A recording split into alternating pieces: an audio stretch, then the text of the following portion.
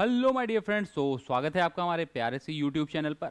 तो आज हम लोग बात करेंगे वेव ऑप्टिक्स के पीवाईक्यू की, है ना। प्रीवियस ईयर क्वेश्चन जो भी आए थे, थ्योरी उसकी कंप्लीट हो चुकी है। अब बारी आती है किसकी? प्रीवियस ईयर क्वेश्चन की। तो हम लोग वन बाय वन जितने भी लास्ट 5 ईयर्स के पीवाईक्यू हैं सारे के सारे सॉल्व करेंगे, आपके आंखों के सामने करेंगे, ताकि ज्यादा से ज्यादा जो इंटरप्रेट करने में दिक्कतें आती हैं, कोई भी बच्चे को फॉर्मूला याद रहता है, कौन सा फॉर्मूला कहां पे लगाना है, कैसे क्वेश्चन का पोस्टमार्टम करना है कि ब्रेक करें क्वेश्चन को, कि कहां से आंसर बने, क्या फॉर्मूला लगे, गिवन कैसे दिया हो। तो मेन बात होती है क्वेश्चन को इंटरप्रेट करना।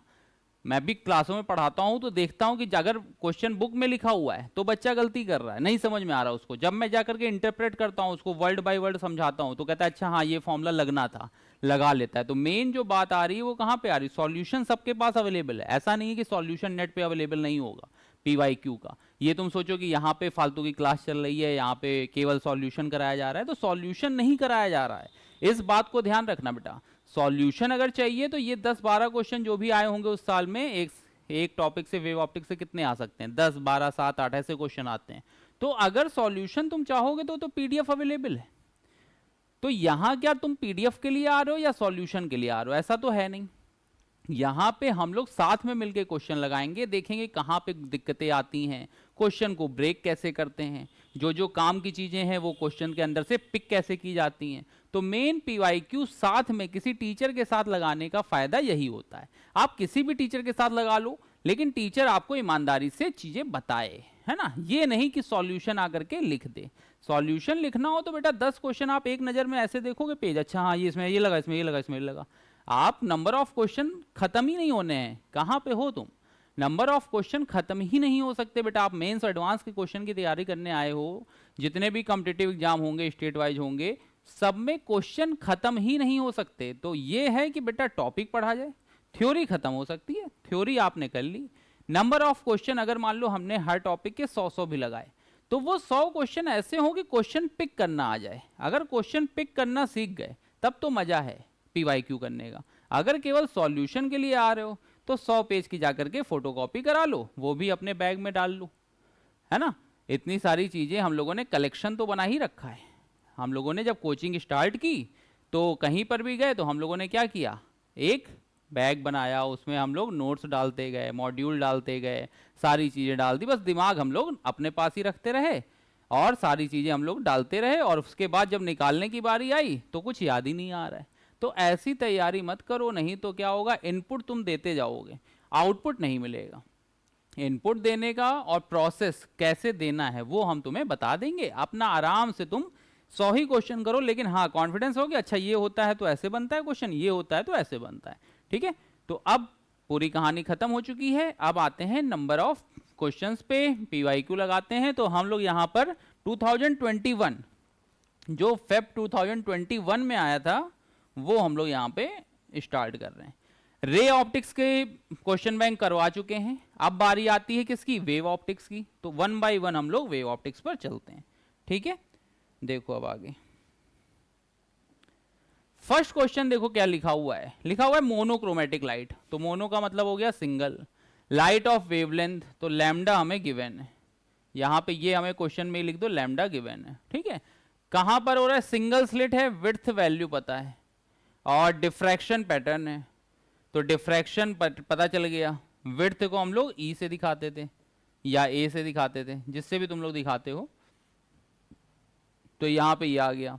फिर उसके बाद कह रहा है formed at focus of the convex lens of 20 centimetre. F की वैल्यू कितनी है? 20 सेंटीमीटर है। The linear width of the central maximum, तो हमें पता है सेंट्रल मैक्सिमम के लिए ये होता था मैक्सिमा, सेंट्रल मैक्सिमा, और इसके इधर उधर क्या होता था? मिनिमा होता था, ठीक है। यहां पे ये हम लोग निकालते थे क्या? इसकी सेंट्रल विड्थ निकालते थे। तो ये थीटा होती थी और ये भी थीटा होती थी। हमें क्या चाहिए? हमें चाहिए लीनियर विड्थ। तो हमें जो पार्ट चाहिए वो इतना चाहिए, ठीक है ना। ये बात समझ में आ रही है? हमें इतनी पार्ट चाहिए। अब यहां पे देखो, यहां पे तुम्हें फॉर्मूला जो पता है वो क्या पता है? तुम सीधे फॉर्मूला लगा सकते हो कि यहां से थीटा निकाल लिया जाए, e sine theta equal to lambda. यहां से सेंट्रल विड्थ के लिए यही तो फॉर्मूला होता है। अब इतना डायग्राम अगर तुम्हारे दिमाग में बन रहा है तो तुम क्वेश्चन कर सकते हो, है ना। तो क्वेश्चन को ब्रेक करना यहां पे हम बता रहे थे कि हमने ये रीडिंग पढ़ी और हमने लगा अच्छा ये दिया हुआ है, ये दिया हुआ है, विड्थ दी हुई है, विड्थ को पता है किससे दिखाते हैं, और डिफ्रैक्शन है, तो दिमाग सारा का सारा कहां पे चला गया, डिफ्रैक्शन में, और सेंट्रल विड्थ की बात हो रही है तो वहां से ये चीजें आ गई। क्लियर है ना इतना। चलो तो देखो जब इतनी सारी चीजें पता चल गई हैं तो यहां से सीधे सीधे हम क्या कर सकते हैं, लीनियर विड्थ का फॉर्मूला बता सकते हैं। तो लीनियर विड्थ का जो फॉर्मूला होता है वो यहां पे लिख सकते हैं हम लोग, ठीक है ना। तो यहां पे अगर तुम्हें निकालने का मन है तो तुम ऐसे निकाल सकते हो, sine theta equal to lambda by e, और साइन थीटा ही हमारा किसके इक्वल हो जाएगा, टेन थीटा के। टेन थीटा यहां से आ जाएगा, इसको बोल दिया W1 आधी विड्थ, W1 बाई एफ जो भी फोकल लेंथ दी हुई है। तो W1 by F equal to कितना बैलेंस कर लिया, लैम्डा बाई ई। तो ये W1 की वैल्यू आ गई, एफ इंटू लैम्डा अपॉन ई।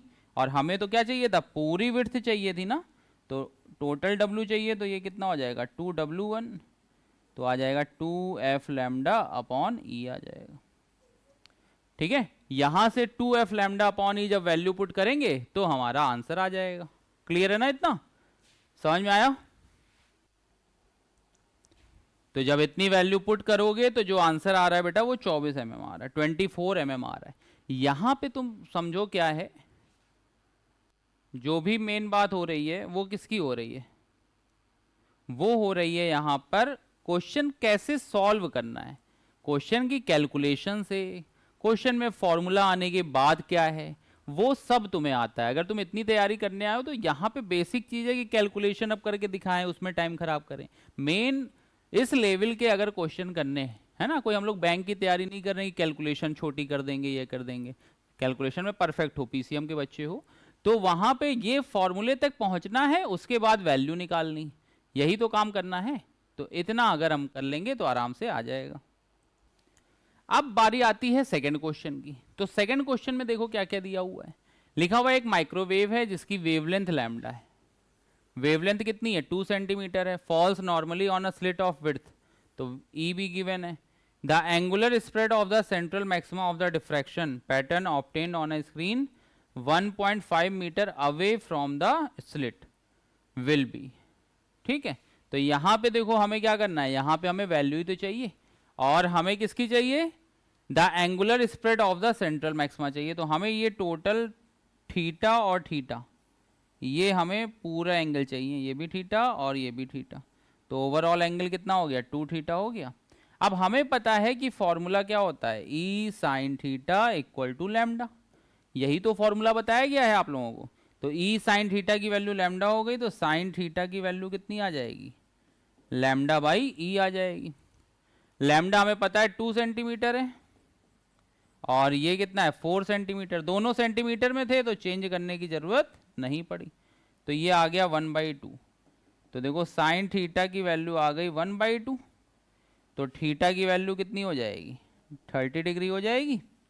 तो ये थीटा 30 डिग्री आ गया, तो बताओ 2 थीटा कितना हो जाएगा, तो ये हो जाएगा 2 इंटू 30, डेट मीन्स 60 डिग्री, ये आंसर आ जाएगा। समझ में आया, तो ये 60 डिग्री यहां से इसका आंसर आ जाएगा। क्लियर है बेटा, कहीं पर कोई डाउट है सेकंड क्वेश्चन में, नहीं है, सेकंड क्वेश्चन समझ में आ गया। अब बारी आती है थर्ड क्वेश्चन की। तो देखो थर्ड क्वेश्चन में क्या लिखा हुआ है, तुम्हारे साथ ही साथ बेटा हम भी क्वेश्चन एक्सप्लेन कर रहे हैं। तो देखो लिखा हुआ है इन वाईडीएससी एक्सपेरिमेंट, एक वाईडीएससी तो इतना दिमाग में आ जाना चाहिए कि फॉर्मूले कौन से लगने, वाईडीएससी के लगने, ठीक है। Monochromatic light of wavelength 5000 angstrom. अब हमें देखो क्या क्या दिया हुआ है, लैम्डा दिया हुआ है, the slits are 1 millimetre apart, slits जो है वो कितना दिया हुआ है 1 मिलीमीटर अपार्ट दिया हुआ है, and the screen is placed 1 metre away दिया हुआ है। इसका मतलब हमको लैम्डा दिया हुआ है, स्मॉल डी दिया हुआ है, कैपिटल डी दिया हुआ है, ठीक है ना, एंड स्क्रीन इतना। The distance from the centre of the screen where intensity, तो सेंटर पे तो हमेशा क्या बनती है, ब्राइट बनती है, यही तो है, सेंटर पे बेटा जो इमेज बनती है वो हमेशा कैसी बनती है, ब्राइट बनती है। अब सेंटर से कह रहा है कितनी डिस्टेंस पे जो becomes half the maximum intensity. तो इंटेंसिटी जो है वो क्या होनी चाहिए, मैक्सिमम। मैक्सिमम हमें पता है कितनी होती है, वो होती है I1 प्लस I2 का होल स्क्वायर। और अगर सेम सेम मान लोगे तो आ जाएगा I प्लस आई का होल स्क्वायर, तो 4I स्क्वायर। हमने I नॉट लिख लिया कि 4I नॉट स्क्वायर, ये क्या हो जाएगी, एक मिनट रुको, ये तुम्हारा आ जाएगा 4A स्क्वायर आ जाएगा। आई मैक्सिमम जो होता है वो तुम्हारा कितना हो जाता है, A1 प्लस A2 का होल स्क्वायर। तो यहां से आ जाएगा 4A स्क्वायर आ जाएगा। समझ में आया ना। तो ये आई मैक्सिमम की वैल्यू आ गई। कह रहा है कि जहां पर आई जो होगा वो मैक्सिमम का आधा हो जाए, तो आई मैक्सिमम बाई 2। तो इसका मतलब 2A स्क्वायर के आसपास आ जाए। प्रोपोर्शनलिटी में के लगता है वैसे तो ये क्वेश्चन इतना दिया हुआ है, ये बात समझ में आ रही है। अब तुम्हारे दिमाग में आएगा कि भाई आई का फॉर्मूला क्या होता है। तो आई के फॉर्मूले को चाहे तुम एम्पलीट्यूड के रेस्पेक्ट में लगाओ, चाहे इंटेंसिटी के रेस्पेक्ट में लगाओ, बात तो वही बनेगी ना। तो देखो यहां पे अब हमारे पास जो आई का फॉर्मूला होता है वो होता है A1 square plus A2 square plus 2A1 A2 cos phi. I जो कह रहा है वो कितना है, वो कह रहा है आई मैक्स बाई 2 है, और ये दोनों वैल्यू हमने क्या रखी है, इक्वल रख ली। तो ये आ गया A square plus 2A square cos phi. ठीक है, आई मैक्स की वैल्यू जो आई वो कितनी आ गई, वो आ गई थी 4A स्क्वायर होती है, तो ये हो गया 4A square by 2 equal to 2A square plus 2A square cos phi.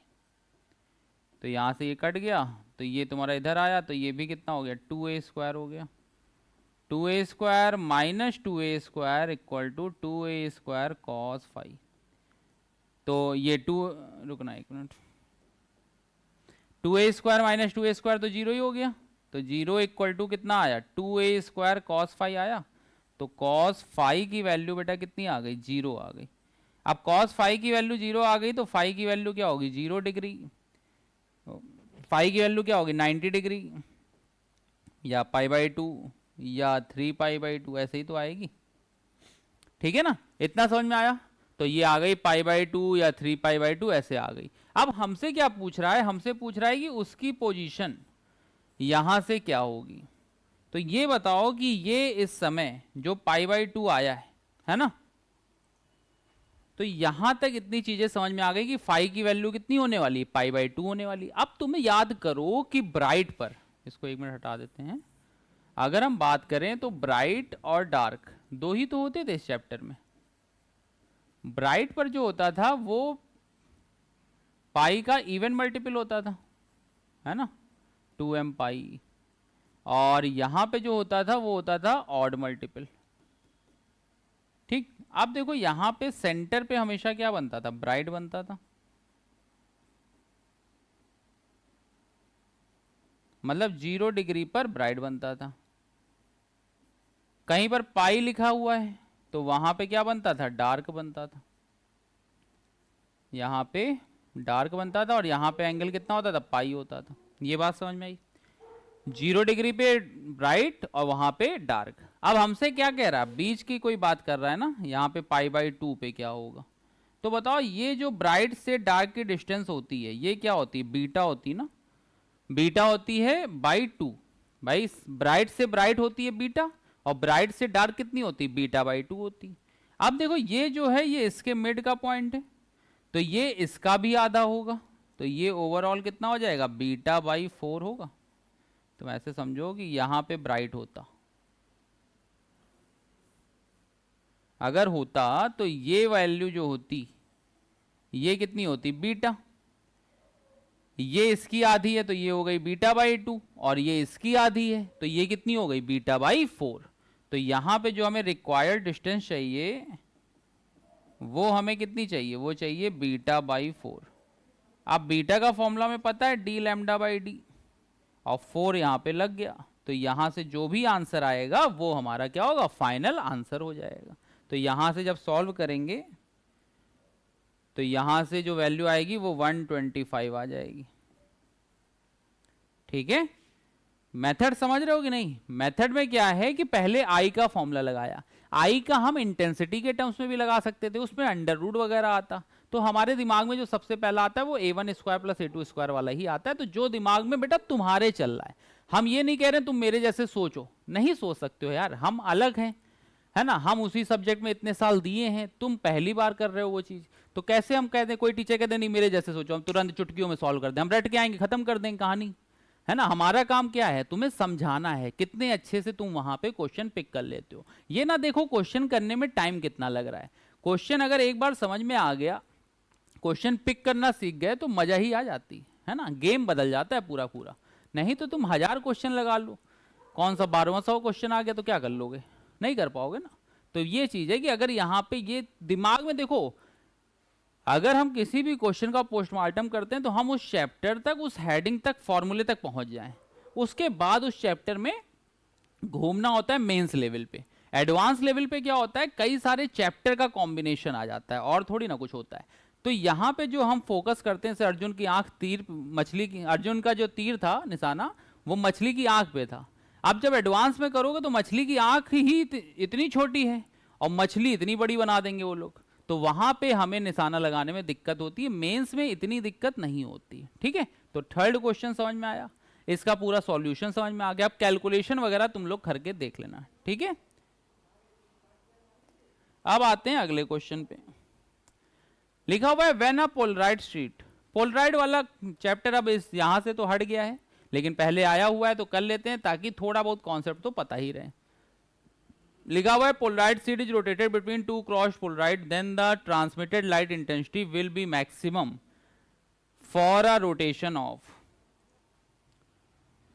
तो यहां पे तुम लोग जान लो कि मैक्सिमम जब भी लाइट ट्रांसमिटेड होगी तो जो एंगल होगा वो कितना होगा, 45 होगा।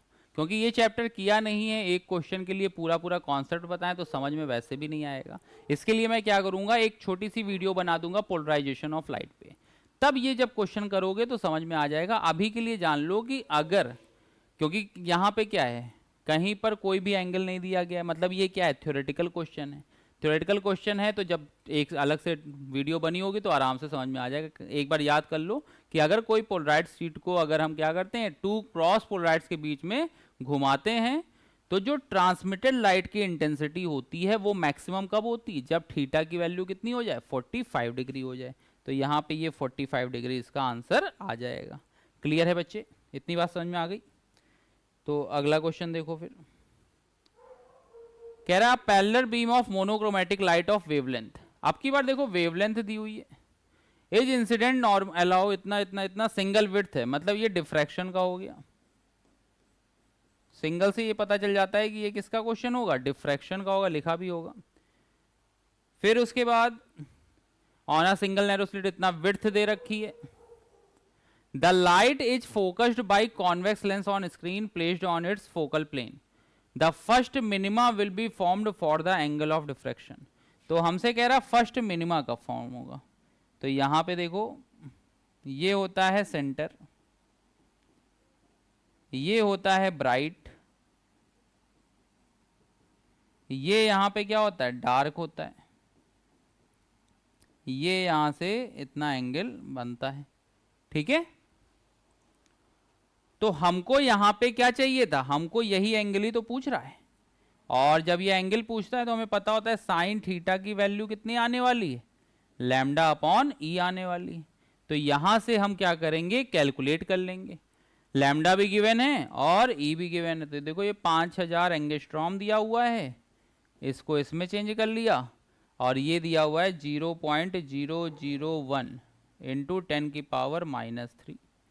तो यहाँ से 3 जीरो गए तो 3 ऊपर बढ़ गए।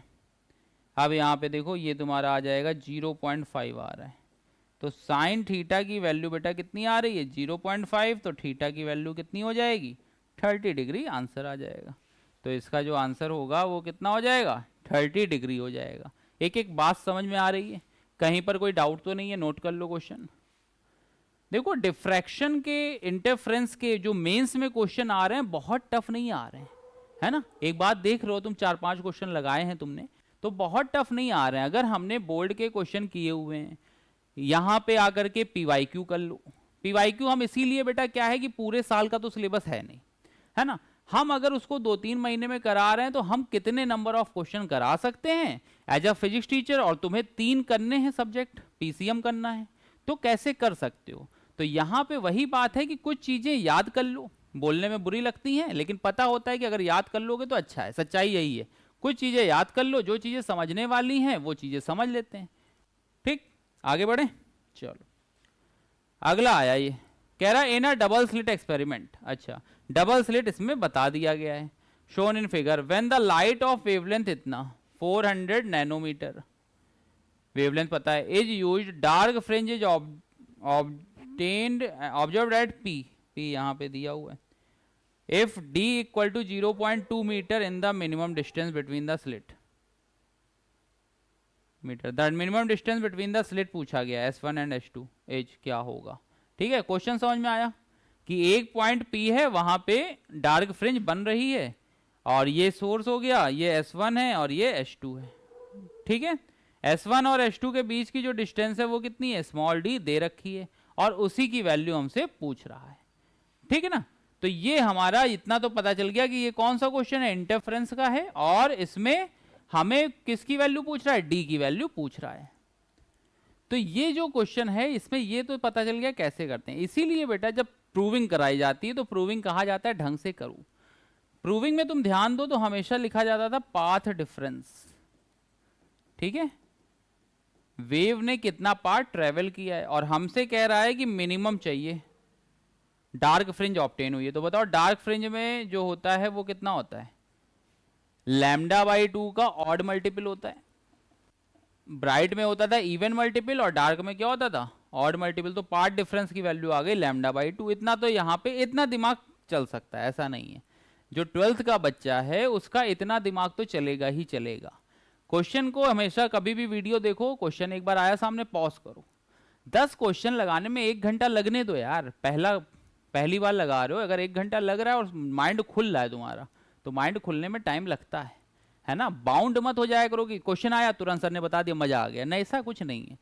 तो पाथ डिफरेंस की वैल्यू क्या आ गई, λ/2 आ गई। अब देखो पाथ डिफरेंस जब सोर्स से चलते हैं हम लोग, मान लो जब ये सोर्स से चले तो ये वाला तो ऐसे गया फिर ऐसे आया, तो इसने जो डिस्टेंस ट्रेवल की और इस वाले ने जो डिस्टेंस ट्रेवल की वो अलग अलग तो होंगी होंगी। इस वाले की जो डिस्टेंस होगी वो हो जाएगी S1P minus S2P equal to कितनी वैल्यू दे रखी है, λ/2 दे रखी है। अब बताओ ये जो वैल्यू है उसको हमने मान लिया x, ये भी मान लिया x, तो SS1 की वैल्यू कितनी हो गई 2x, और इसकी वैल्यू कितनी हो गई 2d इक्वल टू λ/2। 2 से तो डिवाइड कर दिया तो ये आ गया x minus capital D equal to λ/2। इतनी बात समझ में आई। अगर हम d को उधर भेज देते हैं तो x की वैल्यू आ गई d, वो λ/2 नहीं आएगा, λ/4 आ जाएगा। 2 से डिवाइड किया है ना यहाँ पे, तो λ/4 आ गया, तो ये आ गया d प्लस λ/4। तो ये आई है x की वैल्यू। तुम्हें क्या निकालना है, तुम्हें निकालना है स्मॉल d निकालना। अभी स्मॉल d तो आया ही नहीं है। अब देखो x की वैल्यू जब निकालेंगे तो ये तुम्हारा क्या है, राइट एंगल है, ये x दिया हुआ है, पाइथागोरस थ्योरम लगा ही सकते हो, तो यहां से ये आएगी। तो अब हम नए पेज पे कर दे रहे हैं, तो x की वैल्यू जो आई थी वो आई थी d प्लस λ/4। x की वैल्यू जब निकालोगे तो देखो कितनी आ जाएगी, आ जाएगी d² plus capital D square, यही तो आएगी। तो x की जगह लिखा हमने capital D square plus small d square equal to हो गया d प्लस λ/4। स्क्वायर रूट ले लिया तो d² plus D square equal to a² plus b² plus 2ab, यही तो फॉर्मूला होता है। तो यहां से देखो d² से d² गया, तो ये d² की वैल्यू आ गई λ²/16 प्लस d λ/2, है ना।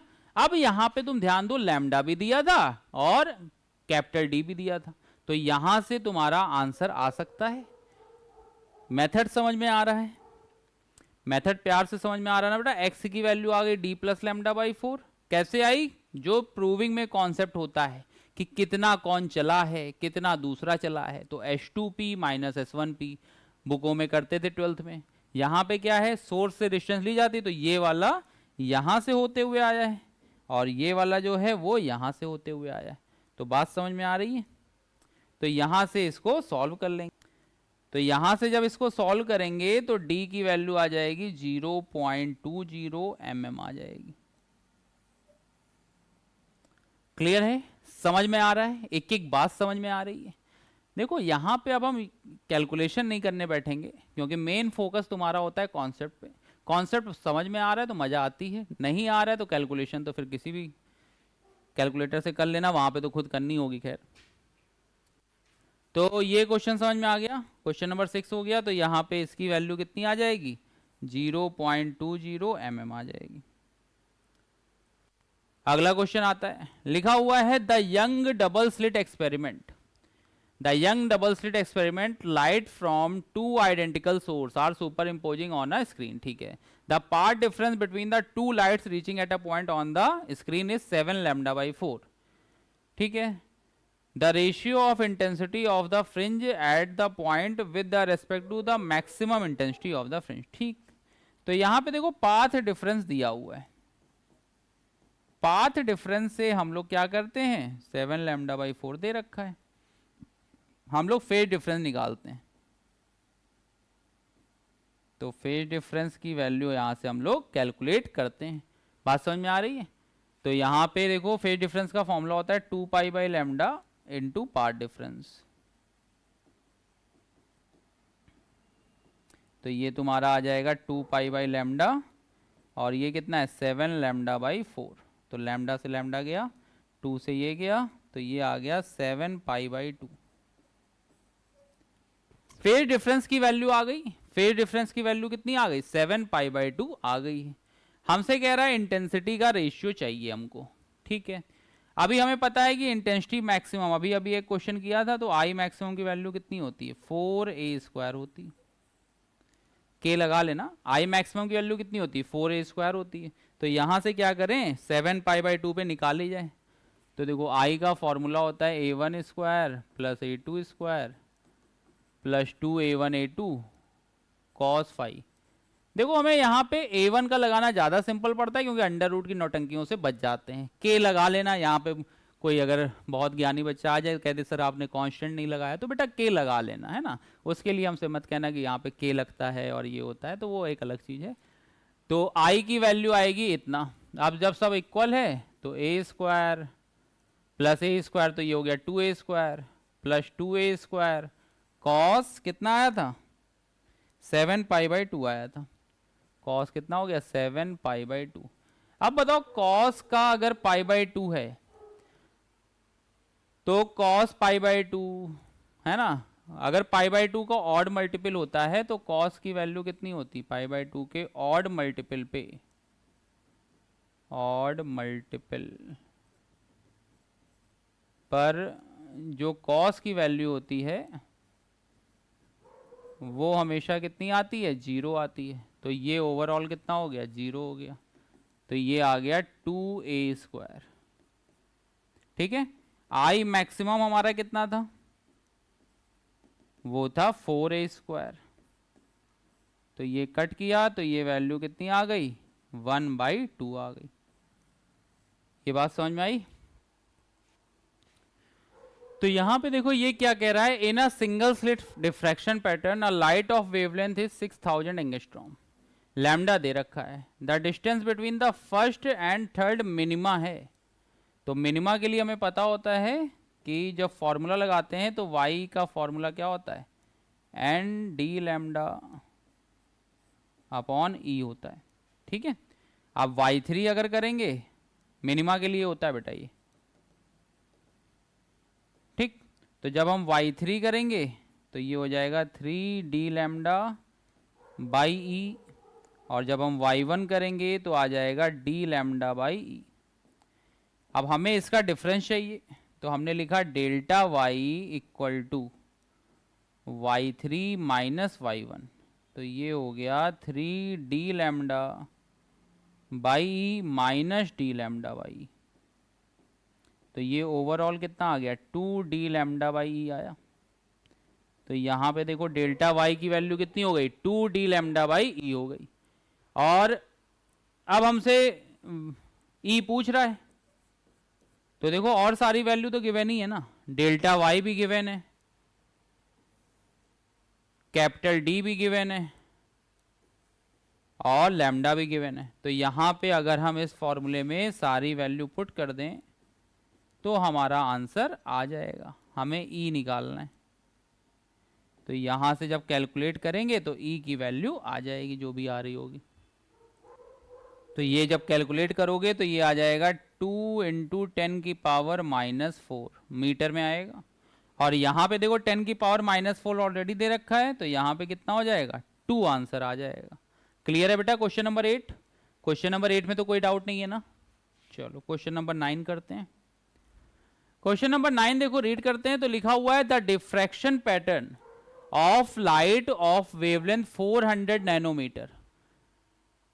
तो लैम्डा दे रखा है 400 nanometre, diffracting from a slit of width, तो ई की वैल्यू दे रखी है, is focused on the focal plane of the convex lens of focal length, तो ये भी दे रखा है, the width of the first secondary maxima, तो फर्स्ट सेकेंडरी मैक्सिमा की वैल्यू चाहिए होगी। तो ये तुम्हारा हो गया सेंट्रल मैक्सिमा, ये होता है फर्स्ट मिनिमा, और यहां पे तुम्हारा हो जाएगा first subsidiary maxima, first secondary maxima लिख देते हैं इसको। तो ये वैल्यू यहां पे हो जाएगी। ठीक है, हमें विड्थ चाहिए, तो डेल्टा वाई का फॉर्मूला जो आता है वो तुम्हारा होता है यहां पर m+1/2 डी लैम्डा बाई ई, तो यहां पे हो जाएगा 3/2 डी लैम्डा बाई ई। तो ये वैल्यू यहां पर पुट कर लेना, यहां से आंसर तुम्हारा आ जाएगा। विड्थ पूछी गई है तो 3/2 डी लैम्डा बाई ई से आ जाएगा। यहां पे एक बार ध्यान देना, एक मिनट, यहां पे फर्स्ट सेकेंडरी मैक्सिमा बोल रहा है ना, तो यहां पर गलत हो गया, हमने सब्सिडरी मैक्सिमा का फॉर्मूला लगा दिया था। तो यहाँ पे हमें पता है कि ये तुम्हारा यहाँ पे बनता है क्या, यहाँ पे हमारा बनता है मैक्सिमा। तो अगर यहाँ पर हमें विड्थ चाहिए होगी y, तो उसकी वैल्यू क्या हो जाएगी डी लैम्डा बाई ई हो जाएगी। अब यहाँ पे देखो सारी वैल्यू हमें गिवन है, तो ये d यहाँ पे हो जाएगा कितना 0.100 सेंटीमीटर है, क्योंकि फोकल लेंथ के इक्वल होगा। यहाँ पे देखो क्या है, कह रहा है फोकल प्लेन पे बन रही है, तो यहाँ से जो स्लिट होगी उसका फोकल प्लेन क्या होगा यहीं पे बनेगा, तो जो कैपिटल डी होगा वही किसके इक्वल हो जाएगा एफ के इक्वल हो जाएगा। तो 100 सेंटीमीटर हो गया, तो 100 इंटू 10 की पावर -2। 400 नैनोमीटर की बात करेंगे तो 400 इंटू 10 की पावर -9 अपॉन ई की बात करेंगे तो ई कितना दिया हुआ है 0.2 mm दिया हुआ है। तो यहाँ से सॉल्व करेंगे इसको। ठीक है, तो इतना ध्यान रखना, वहाँ पे अगर फर्स्ट सब्सिडरी मैक्सिमा लिखा होता तब वहाँ पे क्या होता सेंट्रल पे मैक्सिमा बनता है, उसके बाद फर्स्ट मिनिमा, फिर उसके बाद फर्स्ट सब्सिडरी मैक्सिमा चलता है। ठीक है, तो इतनी बात ध्यान रखना है यहाँ पे। तो यहाँ से जब इसको सॉल्व करोगे तो ये आ जाएगा 2 इंटू 10 की पावर -3, या इसी को 2 mm बोल देंगे। अब देख लो ऑप्शन कौन सा आ रहा है, 2 mm ये आ रहा है, तो 2 mm वाला आंसर जो होगा वो सही मान लिया जाएगा। क्लियर है बेटा इतना? तो यहाँ पे एक एक वर्ड पे ध्यान देना, नहीं तो गलतियाँ तो हमसे भी हो सकती हैं, गलतियाँ सभी से हो सकती हैं बेटा। तो गलतियों से अगर बचना है तो एक एक जो कीवर्ड होता है उसको ध्यान दिया करो। फिर उसके बाद देखो क्या है, अनपोलराइज्ड लाइट है। ठीक है, अनपोलराइज्ड, तो यहाँ पे देखो अब बीम ऑफ अनपोलराइज्ड लाइट दी हुई है, इंटेंसिटी I0 दी हुई है। तो हमें जब भी घुमाते हैं तो जो रिजल्टेंट इंटेंसिटी का फॉर्मूला होता है वो होता है I0/2 cos स्क्वायर फाई। ठीक है ना, अब देखो एंगल कितना घुमा रहा है, cos 45 है ये, तो ये आ जाएगा I0/2 और ये हो जाएगा कितना cos स्क्वायर 45। तो ये यहाँ से हो जाएगा I0/2 cos 45 के लिए हो गई 1/√2, तो ये कितना आ जाएगा 1/2। तो ओवरऑल वैल्यू ये कितनी हो जाएगी I0/4 आ जाएगी। समझ में आया? ये फॉर्मूला याद कर लो तुम लोग जो 12th वाले हो, जिन्होंने पोलराइजेशन नहीं पढ़ा है। तो पीवाईक्यू में ही जितने क्वेश्चन आ रहे हैं कम से कम उतना तो दिमाग में रहे। आई की वैल्यू होती है I0/2 cos स्क्वायर फाई, ठीक है ना, ये वैल्यू पूरी हो जाएगी। समझ में आया? अब देखो अगला क्वेश्चन, क्वेश्चन नंबर 11 में कहा गया है 2 वेव्स ऑफ इंटेंसिटी रेशियो 1:9। तो I1/I2 जो है उसकी वैल्यू कितनी है, 1/9 है। या हम कह दें I1 की वैल्यू हो गई I0 और I2 की वैल्यू कितनी हो गई, 9I0 हो गई। ठीक, अब कह रहा है कि अगर फर्स्ट पार्ट में एट द पॉइंट इतना the resultant intensity at the point when waves are incoherent. तो अगर बेटा ये इनकोहेरेंट हैं तो ये याद कर लो यहाँ पे कि इनकोहेरेंट में ये फॉर्मूला डायरेक्ट ऐड हो जाता है। तो जो I होता है, I रिजल्टेंट, वो हो जाता है I1 + I2। ठीक है, तो यहाँ पे अगर हम I रिजल्टेंट निकालेंगे पहले वाले में डैश कर लेते हैं तो आ जाएगा I0 + 9I0, डेट मीन्स कितना हो गया, 10I0 हो गया। ये बात समझ में आई? अगर ये कॉन्सेप्ट नहीं पता है तो तुरंत उसको क्या किया करो, ब्रैकेट बना करके लिख लिया करो। जहां पर भी पीवाईक्यू अगर हमारी वीडियो देख रहे हो तो वहां से क्या होगा कि तुम्हारी थ्योरी पूरी अगर 4 क्लासें होती 4 घंटे की, तो वो हमने यहाँ पे तुम्हें 15 से 20 मिनट या आधे घंटे में खत्म कराई है। तो जाहिर सी बात है कि हर एक चीज तो नहीं खत्म करा सकते, तो मैक्सिमम कराने की कोशिश की गई है। पीवाईक्यू में जो जो चीजें आ रही हैं सामने वो अपना लिखते रहो तुम लोग। तो इनकोहेरेंट में क्या हुआ, I रिजल्टेंट जो हुआ वो हो गया I1 + I2। अब इसके बाद देखो, इसके बाद हमसे जो कहा गया था कोहेरेंट में। तो कोहेरेंट में तो फॉर्मूला होता है, I रिजल्टेंट का फॉर्मूला हो जाएगा I0 I1 + I2 + 2 √I1I2 cos phi. ठीक है, I0 की वैल्यू, I1 की वैल्यू जो थी वो थी I0, ये थी 9I0 + 2, I1 की वैल्यू हो गई I0, ये हो गई 9I0, cos फाई की वैल्यू हो गई cos 60 डिग्री। तो ये बचा 10I0 + 2 √I0, और ये तुम्हारा कितना हो गया 3, तो 2 × 3I0। cos 60 की वैल्यू होती है 1/2, तो ये यहाँ से कैंसिल आउट हो गया। इतना समझ में आया?